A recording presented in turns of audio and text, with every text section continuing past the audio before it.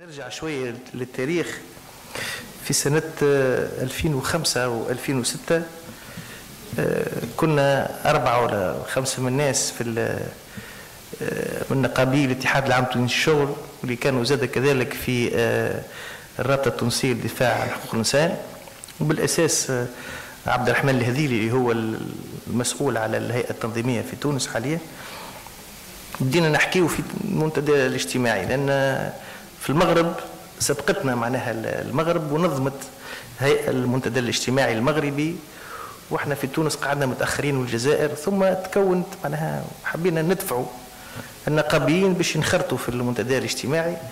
نذكر أول عريضة عملنا هكا عريضة داخل الاتحاد العام التونسي للشغل من النقابيين نطالبوا بأنه الاتحاد ينخرط في المسار هذا، وكانت معناها محتشمة، معناها يمكن 15 أو 20 واحد من الهيئة الإدارية اللي أمضاوا، وكان عدد قليل معناها، والقيادة كانت غير مقتنعة، والضغط من الحكومة التونسية لعدم القبول بقيام المنتدى، وكان معناها صعيب معناها. ثم تكونت هيئة، والقيادة بتاع الاتحاد كانت معناها هكا متأرجحة، مرة تدعم مرة تتراجع.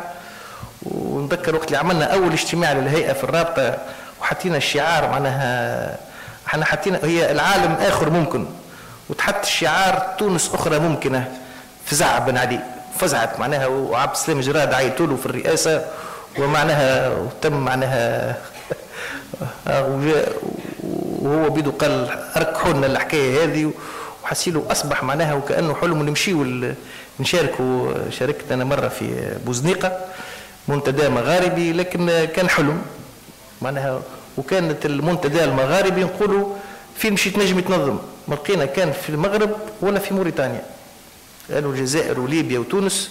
هذه كانت من المحرمات معناها، انه منتدى اجتماعي محلي او جهوي لا يمكن معناها.